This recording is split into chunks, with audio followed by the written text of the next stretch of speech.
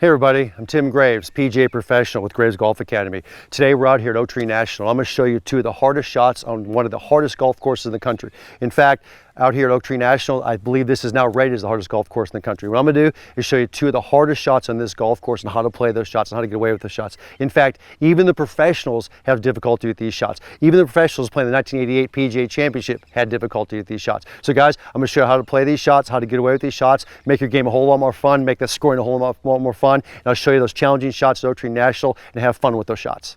What is happiness? Happiness is achievement. What's the father of achievement? Motivation. What's the mother? Encouragement. The fine golf swing is truly achievement. Man may lie, cheat, and steal for gain. But he'll never gain the golf swing. To gain the golf swing, man must work. It's work without toil.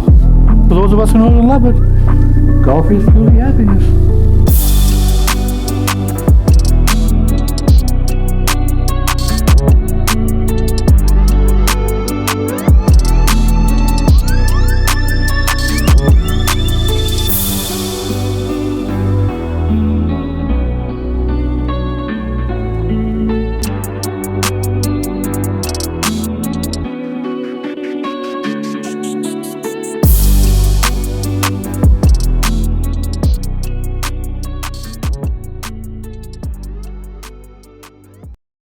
Hey everybody, I'm Tim Graves with the Graves Golf Academy, and I'm out here at Oak Tree National. I'm out here actually on number 11 on the windmill hole.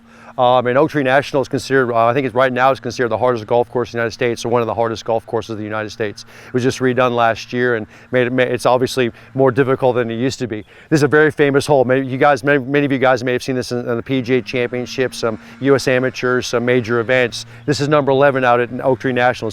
It is the hardest hole on this golf course. And it's so hard, one of the reasons is not only because of the length, because of how severe this green is.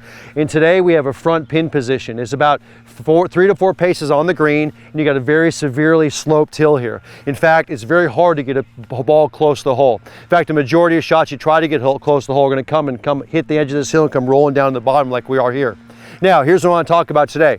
Remember, a lot of people would get over this shot and they'd say, I'm going to try to pitch this shot, or I'm going to try to get this ball close. Well, here's the problem. If I sit up over this with a lofted wedge and I try to pitch this shot, I'm going to have one or two things are going to happen. I'm going to sit here and I'm going to hit on the green and go over. That's 20, 25 feet long, or I'm going to hit into the bank and just come back to me, okay? It's a very difficult shot. Now, the reason it's so difficult is because it's on such a tight lie here. It's very hard to hit a pitch shot with height to stop fast off this very tight lie. So, here's the recommendation. Remember, our rule of thumb is putt it when you can, chip it when you can't putt, pitch it when you absolutely have to. Putt it when you can, chip it when you can't putt, pitch it when you absolutely have to. Remember the PCP rule. Putt it when you can, chip it when you can't putt, pitch it when you have to. So here's what I'm going to do. I wouldn't be comfortable pitching this shot because how tight this lie is. It is very minimal green. So the first thing I'm going to try here is I'm going to try to putt it. Okay? So I'm going to sit up over this and I'm going to putt it. So I've got my putter here. I'm going to sit up over it and I'm going to hit a putt. Okay? And that's a pretty good shot. So right now, that's about 5 to 6 feet right of the hole. That's a pretty good shot. So for most people, they could probably get away with putting this, okay? So if you were, I would say right now, for majority of golfers, you go over this shot, even though you've got about 50 feet of fringe to run through here and only about 10 to 15 feet of green, I'd probably putt this shot. But if you're not comfortable putting this shot, and some of you guys may not, you may get over this and not swing your putter that hard or not be comfortable with that, we're gonna chip it. But we're not gonna chip it with an iron. We're gonna chip this with a hybrid. And the reason we want to chip this with a hybrid is because it's got a wider sole in the bottom.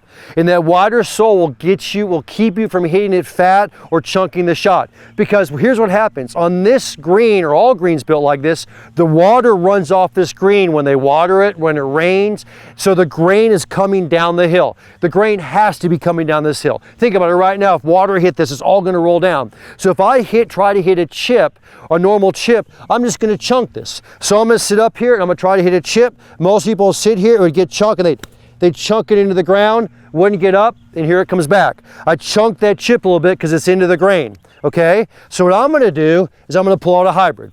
And on this one, I have a 4 hybrid. And what I'm going to do on this is I'm going to choke down in the hybrid, okay? I'm going to choke down to 1 finger on the shaft. I'm going to put the ball in the back of my stance just like a chip. Now I'm going to hit a good chip, okay? That's a pretty good shot. Okay, and I'm gonna do that again for you. Notice, as I do this, I'm gonna do the same type of motion here. I'm gonna hit a little chip. Okay, and that was a really good shot. In fact, that's about just a few inches left of the target. And notice, I did my same chipping motion here. But what I did it, and why I did it chipping with the hybrid, is because of the wider sole. That wider sole will keep it from hitting fat into the grain. So guys, so here's what we're gonna do. You have a shot like this. You don't have much green to work with. You got a big severe slope on that. You're hitting into the grain. Again, this is about as severe as you're gonna get. Number 11 at Oak Tree National, this is about as severe as you're gonna get. But a lot of courses will have this, okay? Remember the rule.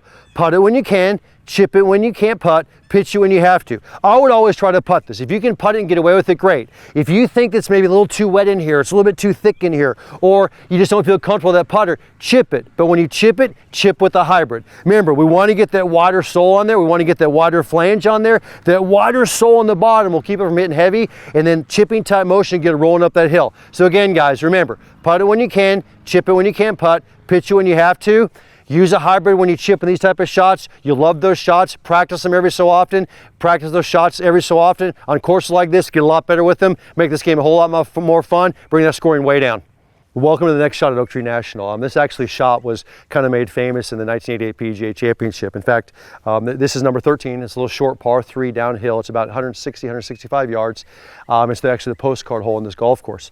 And in the championship, on one of the days, the pin was in the back of the green. And when it was on the back of the green, a lot of the guys got aggressive with this shot, and they just rolled it over the back of the green, which literally the green's only about 20 feet in front of me. They rolled over the back of this green and rolled the other side of this wall.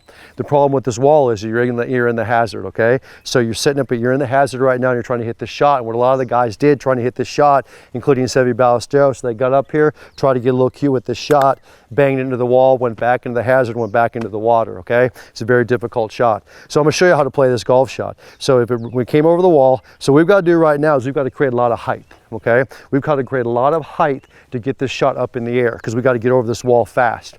And guys, what we're going to do here is, what you're going to do is you're going to treat this somewhat like a bunker shot. We're going to sit up right now. Okay, we're going to put this ball a little bit more forward in our stance to create a little bit of loft. Now I can't swing real hard because I'm probably going to hit this wall, but what I'm going to do is I'm going to create angle fast. So I'm going to hinge my hands up very, very fast to create a sharp angle down. That hinging of the hands fast and angle down will create a lot of lift on this golf ball, okay? Because what a lot of people do when they have to get a ball up fast, they don't realize that it's more of a V-shaped swing, and they walk in this, they get shallow with the shot, they then hit the ball, going to blade into the wall and not create the lift. So right now, I'm going to pretend like this is a lip of a bunker, or obviously a lip of something that's very high. And what I'm going to do, so I'm going to get over top of the shot, is I'm going to set up, I'm going to move the ball a little bit more forward in my stance. Obviously, I've got the most lofted club in my bag, got my 6-degree lob wedge here. Now what I'm going to do is I'm going to create a lot of angle. I'm going to create a lot of angle fast. So I'm literally hinging the hands as fast as possible. I like to say you're trying to stick this club in your back ear. I'm literally trying to hinge up fast and then angle down. Hinge up fast and angle down. And if I hinge up fast and angle down, it creates a lot of lift on the shot.